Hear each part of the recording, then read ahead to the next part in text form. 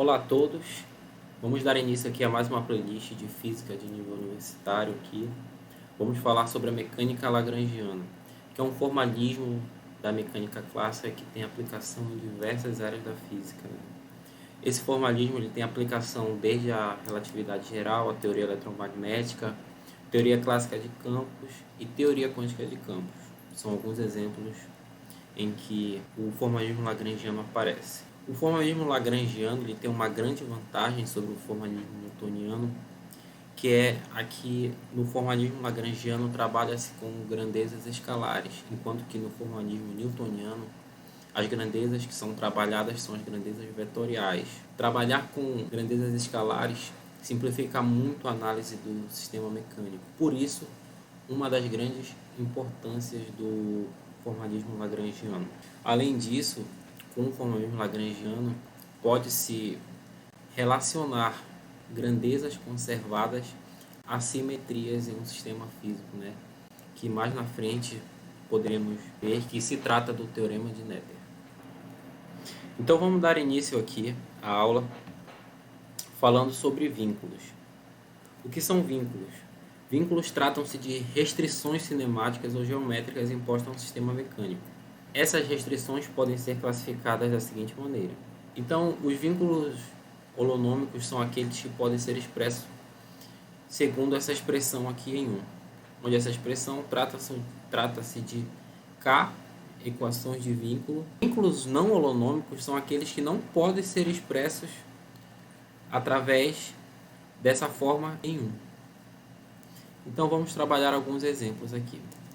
O primeiro exemplo é um bloco deslizando sobre um plano inclinado. Como eu disse, vínculos são restrições geométricas ou cinemáticas, principalmente restrições cinemáticas. Então, aqui nesse problema a gente não deve tratar de forças, certo? Então, o que a gente deve fazer? A gente deve analisar aqui como a posição desse bloco aqui varia em cada uma das coordenadas. Então, aqui eu posso chamar a distância do centro de massa do bloco até a origem na coordenada x, eu chamo de x, e a distância aqui na coordenada y do centro de massa até a origem eu chamo de y. Agora, pode-se notar que h é igual a h' mais y. Porém, h' nada mais é do que x vezes a tangente de alfa. Só analisar o triângulo retângulo aqui. Basta perceber que esse h' ele é um cateto do triângulo retângulo com esse ângulo alfa aqui. Então, unindo essas duas informações, h é igual a x vezes a tangente de alfa mais y. Portanto,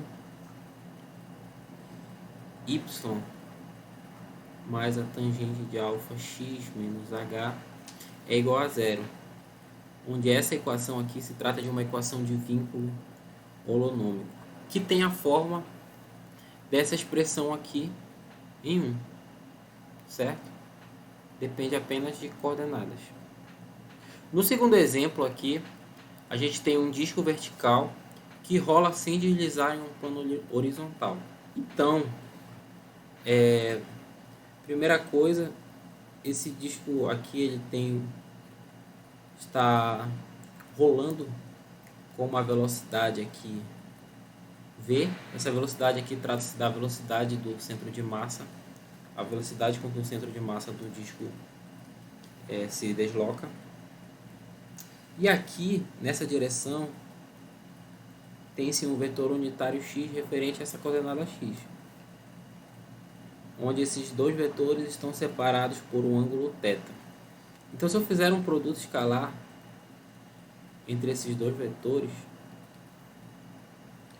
eu vou ver que eu vou encontrar a componente x da velocidade do centro de massa desse disco. E aqui se eu lembrar que essa velocidade ela nada mais é do que o raio vezes a velocidade angular, e unindo essas duas informações, percebe-se que x ponto menos r φ ponto vezes o cosseno de θ é igual a zero.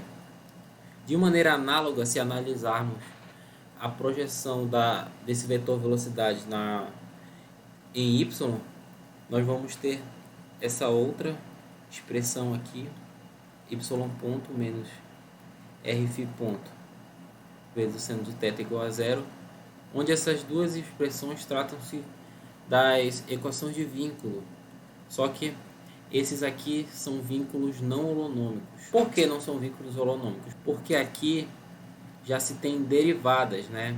Essas expressões dependem de derivadas.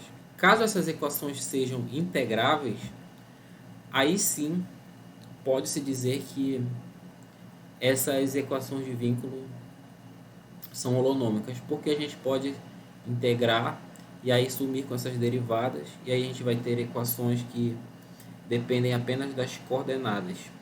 Assim, essas equações vão ter a forma daquela primeira expressão aqui em 1. Vão ter a forma desta expressão. Mas, em geral, essas equações que aparecem com derivadas, aqui essas equações diferenciais, não são integráveis. Então, em geral, equações de vínculo que possuem derivadas, elas são automaticamente não holonômicas. Então, existe uma infinidade de configurações possíveis num determinado instante para sistemas físicos com vínculos consistentes com eles, né? Então, porque, por exemplo, a configuração de um sistema físico é determinada por cada uma das posições das partículas que esse sistema físico é composto em um determinado instante de tempo. Então, para sistemas físicos sujeitos a vínculos, existe uma infinidade de configurações possíveis que são consistentes com esses vínculos. Agora, nós devemos falar sobre os deslocamentos virtuais, que se tratam de deslocamentos infinitesimais de cada partícula que compõe esse sistema físico e levam esse sistema de uma configuração possível a outra configuração possível no mesmo instante. Isso aqui é muito importante.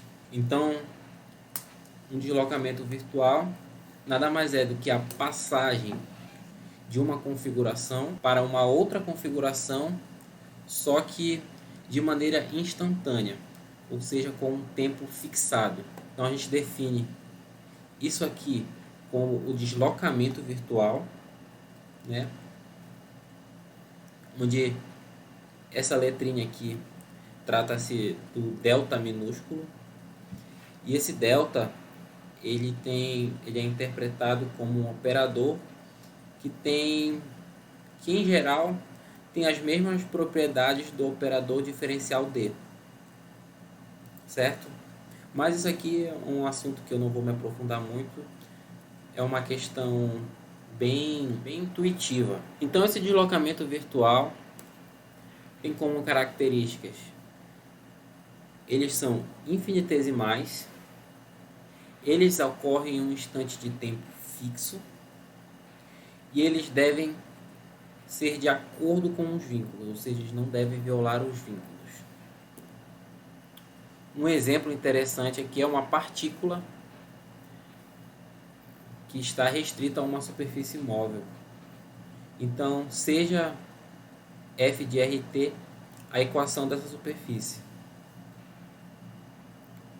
Então, esse f de rt aqui é o vínculo do nosso sistema mecânico, é a equação de vínculo do nosso sistema mecânico. E se a gente aplicar um deslocamento virtual nesse vínculo, ele deve ter a mesma forma após a aplicação desse deslocamento. Então vejamos isso aqui. Se aplicarmos a variação aqui nessa equação de vínculo, vamos ter f de r e t, que é igual a isso aqui.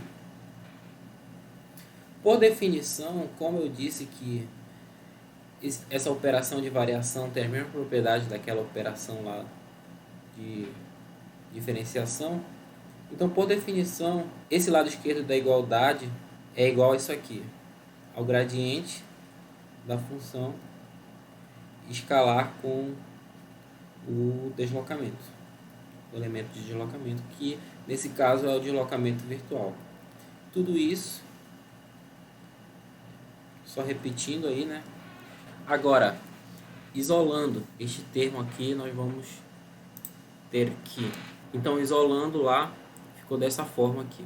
Só que isso aqui deve ser igual a zero, porque eu disse que o deslocamento virtual ele deve ser consistente com as equações de vínculo. Então, a equação de vínculo original, que é essa aqui, é igual a zero.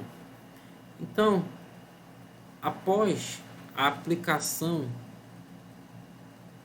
do deslocamento virtual, a equação de vínculo com deslocamento virtual deve ter a forma da original. Por isso, essa igualdade é zero aqui. Então, se o gradiente de f escalar com o deslocamento virtual mais f de r é igual a zero, isso aqui deve ser igual a zero porque essa equação de vínculo aqui nós já conhecemos que é a equação de vínculo original e ela é igual a zero. Para que a igualdade seja válida, esse termo aqui da esquerda deve ser igual a zero. Então,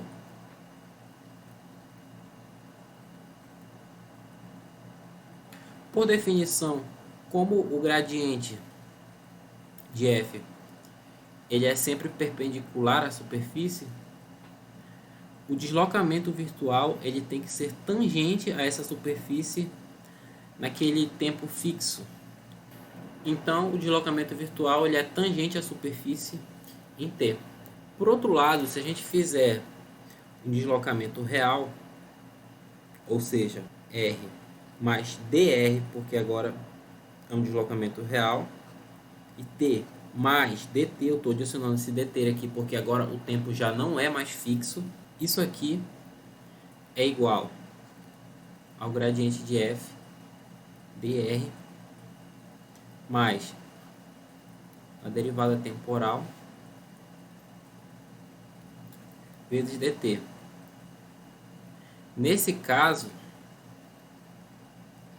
o deslocamento aqui dr, que é um deslocamento real, ele já não é tangente à superfície.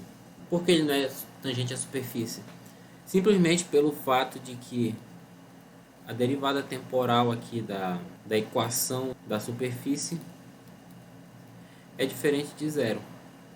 Porque agora a gente não está mais tratando de um deslocamento virtual. E em um deslocamento real, o tempo não é fixado. Portanto, essa derivada dessa função aqui tem que ser diferente de zero. Então aqui eu finalizo esse primeiro vídeo.